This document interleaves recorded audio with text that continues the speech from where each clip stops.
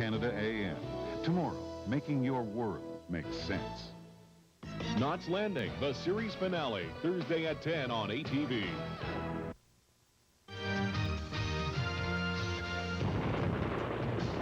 Bosnia's fractured peace. Legacy of grief at Westray. And daycare that helps moms swing into action.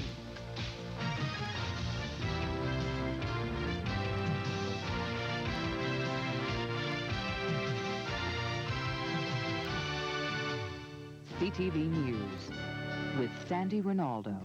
Good evening. The guns of war fell mostly silent in Bosnia today. A new truce came into effect, and it seems to be holding in most regions. But this terrible conflict is so complicated that a solution in one spot often triggers a problem somewhere else. And that's what's happened.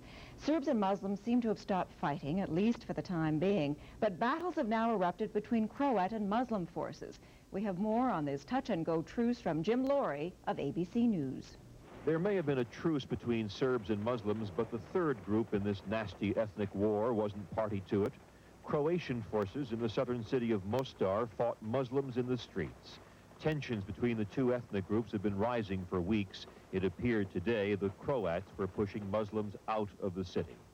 In Sarajevo and other predominantly Muslim towns, the ceasefire appears to have reduced but not ended violence. Sniper fire in the capital, and ham radio reports we monitored here in Tuzla talk of mortar attacks in eastern Muslim enclaves like Gorazda and Srebrenica, which are surrounded by Serbs. The man who brokered this ceasefire, French UN General Philippe Morillon, places high hopes on it. He urges Americans to wait and see before considering any military action here. An airstrike against the Serbs is certainly the last resource if all the other solutions have failed and if the peace process is not going on. Morillon's main achievement is that UN troops are now poised to establish a presence in the besieged eastern town of Žepa. UN monitors who reached Žepa today report casualties among the 40,000 civilians, particularly heavy around the town's mosque. None of the many declared ceasefires in this year-long war have meant very much, and this may be no exception. But the test this time is whether it enables the UN to maintain a peacekeeping presence in the besieged towns of eastern Bosnia. That at least will be some progress. Jim Laurie, ABC News, Tuzla. So far, the international community seems satisfied to wait and see whether a ceasefire holds in Bosnia before deciding its next move. But one of the architects of a peace plan for the region, Lord Owen, warned the United States today against the use of air power to end the conflict. Losses. And I think we've got to be very careful of this attitude that's developing in America, that you can somehow have a risk-free war in the air and not take too much notice of the advice of the people who are on the ground, who are dealing with it on a day-to-day military basis. If you want to up your profile on Bosnia, the best thing the Americans could do would put 2,000 or so UN troops into the safe areas. And Prime Minister Mulroney will discuss the war in Bosnia with Germany's Chancellor Helmut Kohl tomorrow. The Prime Minister is in Bonn on his farewell tour of Europe. Mulroney says any use of force by foreign countries to end the civil war must not endanger Canadian and other peacekeeping troops. Mulroney arrived in Germany from Moscow, where he just missed a major Russian holiday. Today is the 48th anniversary of Russia's victory over Nazi Germany. Communists used the occasion to denounce President Boris Yeltsin. As many as 15,000 war veterans and communists marched peacefully through the capital. Many people carried pictures of Soviet dictator Joseph Stalin. They shouted for Yeltsin's resignation, calling him a capitalist slave driver. Riot police kept a low profile as the crowd marched into Red Square. There was no violence. A series of tornadoes ripped through the Dallas, Texas area today. The twisters destroyed homes and businesses and injured at least 60 people. The hardest hit area was the town of Wiley, northeast of Dallas, where the tornado tore through the business center and damaged a small hospital. And parts of Texas and Oklahoma have been hit by severe thunderstorms. They touched off flash floods, and at least 300 people were forced to leave their homes. A statewide emergency was declared in Oklahoma. Tragedy struck closer to home last night. 8 teenagers were killed in a fiery car crash north of Toronto. Police say the accident happened after a carload of teens left a party where alcohol was being drunk. When the car tried to pass, it hit an oncoming vehicle. The 2 cars exploded in a huge fireball, burning some victims beyond recognition. Still to come in tonight's news, catching Kim Campbell.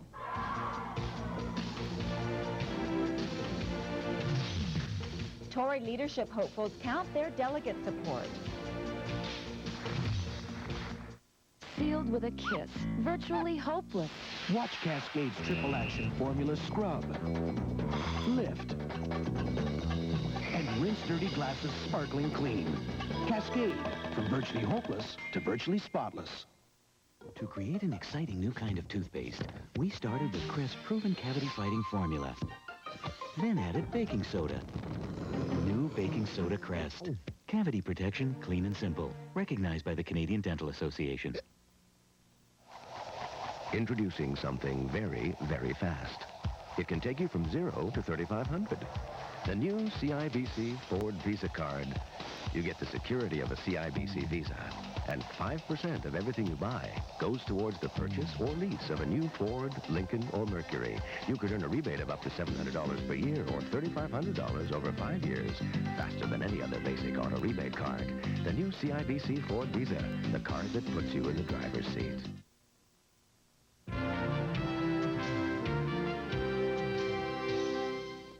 Politics junkies can now start playing the game of votes, who's got the leadership votes. With 5 weeks to go until the Conservatives choose a new leader, all the delegates to the convention have been selected. The question, of course, is who is supporting which candidate? As Ken Rinaldo reports, the hopefuls are not taking anything for granted. I'm supporting Kim Campbell. It's taken 3 weeks. Jean Charest cares about the grassroots of our party. And 295 delegate selection meetings across the country. If your name's not on there, I'm sorry. There's nothing I can do. Meetings that were squeaky clean and free of the scandals that plagued past Tory campaigns. And it all ended in Calgary West riding. The result here, Jean Charest 5 delegates, front-runner Kim Campbell 3. There's a real shift towards Charest, and I think it's going to be a real horse race right to the end. A good night for Charest. But now that the Tories have elected 2,800 delegates, the big question is, can Campbell be caught? Hi. Canadian press estimates that Campbell has 44% support among elected delegates and leads Charest 2-1, with Tory whip Jim Edwards a distant third, and MPs Patrick Boyer and Garth Turner at less than 1% support. That, say Campbell organizers, puts a first ballot convention win within reach. Even if you take CP's figures, Kim would only have to maintain what she's got and get 1 out of 6 of the undecided to do that. At Charest's campaign, an unofficial motto makes their strategy clear. They claim to be on a roll, unexpectedly winning, they say, up to 60% of Quebec delegates.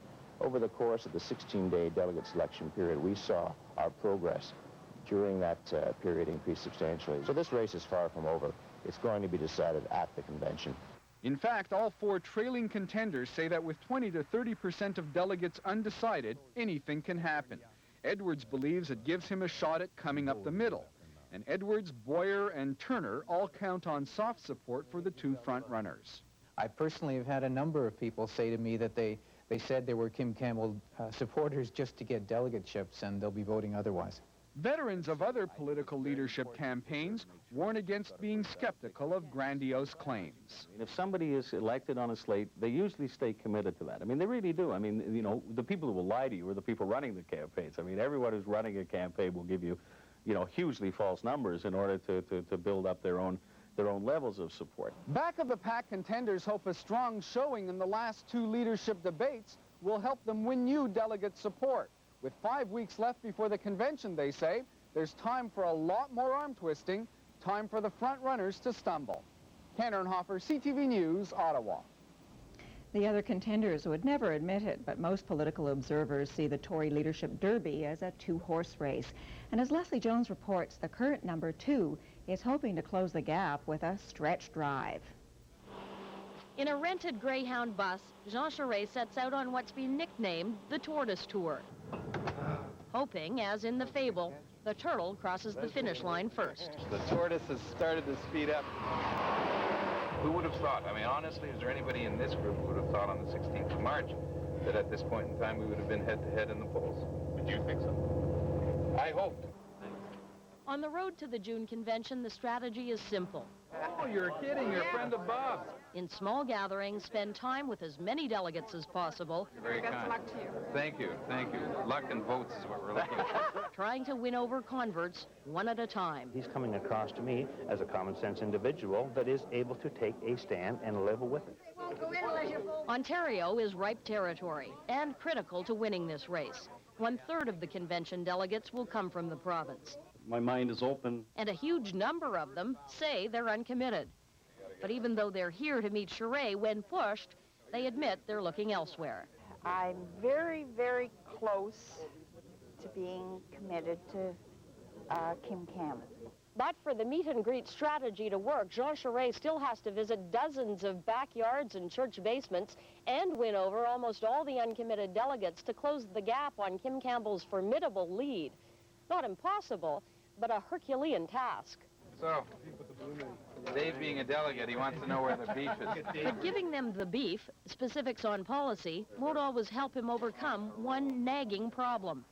This part of the country isn't known for its tolerance of French. Even his supporters concede for some here, his birthplace is a liability. I don't think that he really has any handicaps other than being a Quebec member. Charest tackles the issue head-on, reminding delegates that he has a strong record of speaking out on behalf of Canada. We know what's out there, so we think it's best to address it.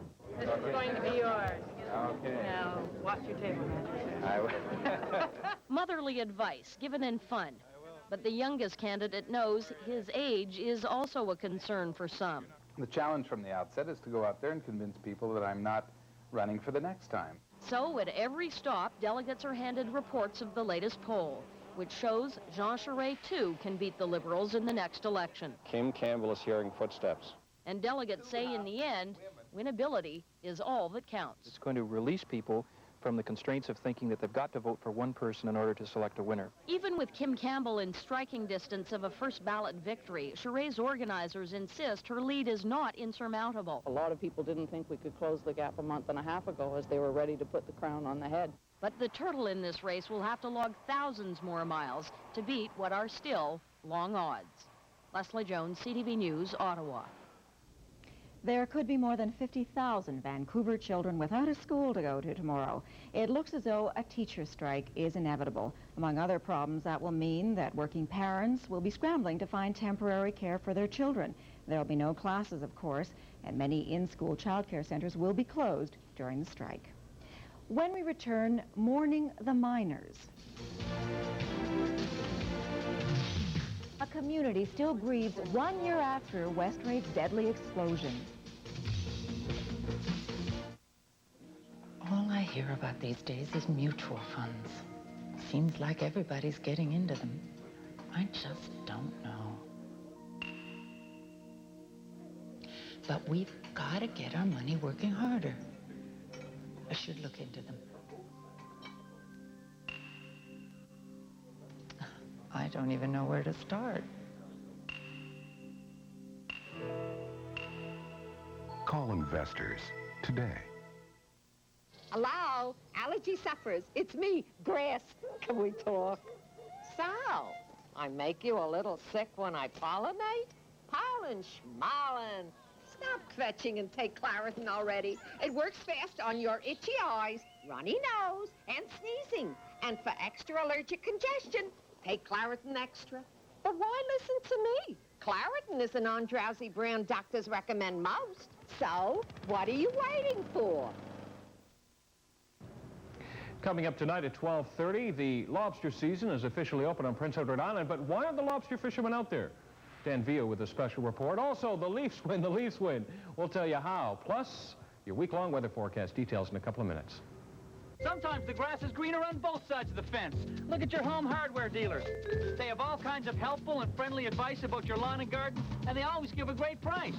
So, front yard great price, backyard friendly advice, or front yard friendly advice, backyard great price. Now on sale, the landmark 3.5 horsepower 20-inch gas lawnmower. So come on into home and get yourself a jump on the spring. Thanks. Home hardware, home of the handyman. Only the lonely know the heartaches I've been through. To the dismay of certain individuals, more people are spending less time at home. There goes my baby, there goes my heart. Because by having Boost between meals or sometimes as a meal, they're getting many of the nutrients they need to help them keep active. Sorry, Polly.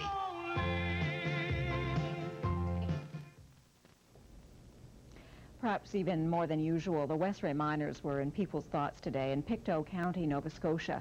It was 1 year ago today that an underground explosion at the mine took the lives of 26 men. The miners were remembered at church services throughout the county, and competitors at sports events observed a moment's silence in remembrance of the anniversary. Jim Munson reports that miners' families are still struggling to achieve peace of mind. A year has gone by, but it doesn't get any easier for Joe McKay and Al Martin, both lost brothers in the Westray disaster. It's to this simple temporary memorial where families of the 26 miners come to mourn. The bodies of 11 men remain deep in the mine. Still have to go down to get our loved ones. We still have to get the people that are out of work back to work, and it just seemed to come full circle in a year. Nearby, a new and permanent monument is being erected to honor the 26 on ground which Joe McKay calls a sacred spot. By midsummer, it will be a sanctuary for those who want to spend quiet moments. For the families, it's hard to believe a year has passed, a year coming to terms with the sadness and anger following the explosion. On that May 9th day, rescuers went deep into the mine hoping to find survivors. A community and a country held their breath. My best friend, Robbie Doyle, is down in the mine, and I've been thinking about him ever since I talked to him last Friday night, and I just hope they're all right. There would be no miracles. Based on the preliminary reports by the mine rescue crews, it would appear that these men died instantly as a result of an explosion. The heartache that followed the announcement won't go away. It's always difficult dealing with the premature death of a brother, but Al Martin says reminders of Westray are as close as a recent local radio program. They were dealing with recovery of the bodies, and I listened to the whole program, and then I looked over, and there was my daughter eating with tears running down her eyes. I don't know what to say about that, but it gives you an idea of how it's still affecting us. It's just like it happened yesterday. The simple messages of remembering. Well, Stephen, your birthday has come and you're close in my thoughts. Wish we could share this day and all our others. The boys miss you so. Jim Munson, CTV News, Plymouth. Two top Canadian officials traveled to Africa today on strikingly different missions. External Affairs Minister Barbara McDougall went to Somalia to thank Canadian peacekeepers for their work there, calling it a modern miracle. The other trip, undertaken by External Relations Minister Monique Vezina, was to explain why Canada is slashing aid to some of Africa's poorest countries. Mike Duffy has more on what those cuts mean. After decades of war and years of famine and drought, Ethiopia finally is at a crossroads. Ethiopians are still the poorest of the poor, with an average income of just $1 a day. But democratic reforms have eased the country's civil strife, and there is finally some hope for the future. That hope has been dealt a blow by Canada's decision to cut all bilateral aid to Ethiopia. In fact, Canada is eliminating aid to some of the poorest nations in Africa, including Uganda, Rwanda, and Tanzania. Tanzania's High Commissioner to Canada says the cut is threatening to throw his country back into chaos. Yes, the new democracy is endangered because because with all these changes, really people expect that life will be better, but when assistance is withdrawn and government fails to deliver, it is a serious situation. The minister responsible for the distribution of Canadian foreign aid is on an African tour, a tour designed to reassure nations still receiving assistance that Canada is not pulling out of the continent altogether. We never abandon and turn our back to the Africa. They are important for us, and we change some programs, and we try to work with on a regional basis to be sure our money, our support will be more useful and more efficient. Our job here today, despite Prime Minister Brian Mulroney's promise to the United Nations to increase foreign aid, Canada's commitment to the world's poor countries continues to slip. And there's a new emphasis on a financial return for help. Development money is being diverted away from the poorest countries into the former Soviet republics, Eastern Europe, and middle-income nations. It's an effort to build new markets for Canadian products. Development people say the new direction of foreign aid is short-sighted. If we don't help the third world, if we don't help countries in Africa deal with their own kinds of social problems, environmental problems, they're going to come back to haunt us. In a very short time, their problems are going to become our problems. Mike Duffy, CTV News, Ottawa. Still ahead, driving home a daycare ideal for some working mothers.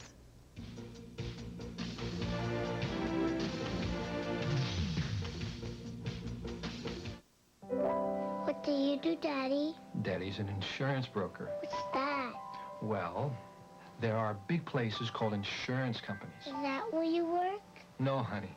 But Daddy knows all about the different insurance companies. And I advise people about which home and business insurance is best for them. Daddy, what's insurance? Let's go down to the kitchen for some ice cream. Okay. Okay. Your insurance broker understands. We were 3 days out of Dakar on the Queen Elizabeth II. I was right in the middle of an apricot flambe. Captain, I'm afraid we've just run out of Colombian coffee. Run out, Mr. Harwood. Full about, Mr. Roberts. Engine room, full speed. So, we turned back. Under the circumstances, it was the only civilized thing we could do. 100% Colombian coffee, the richest coffee in the world.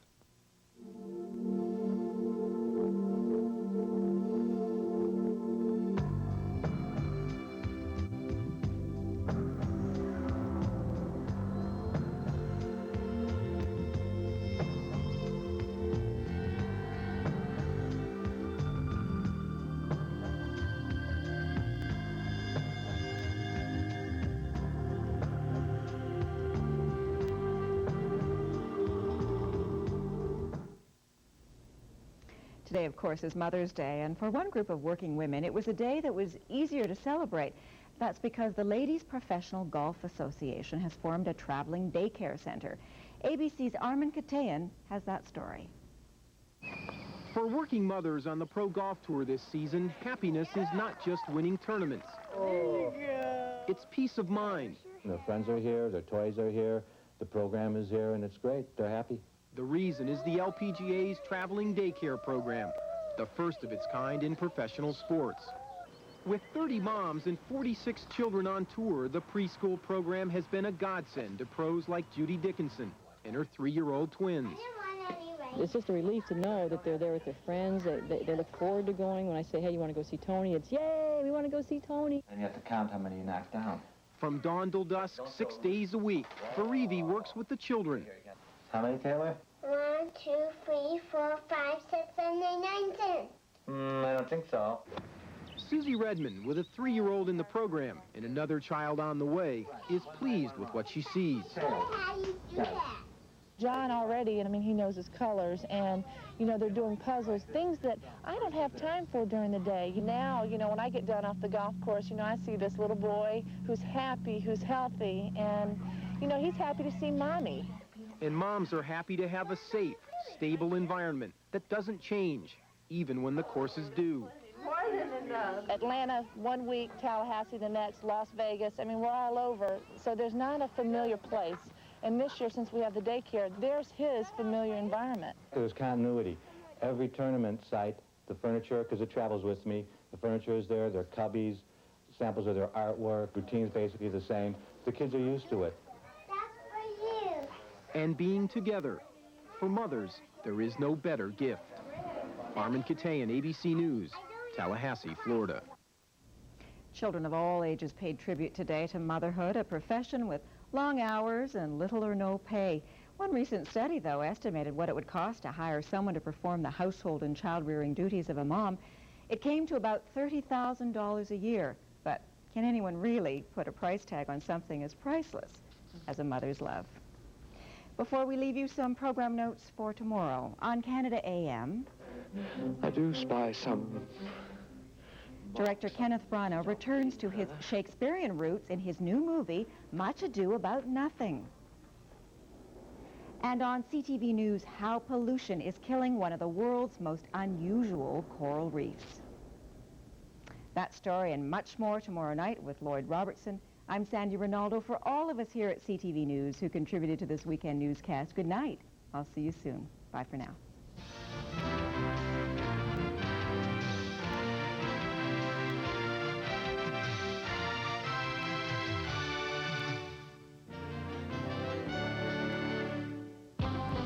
CTV News, Canada's most watched newscast.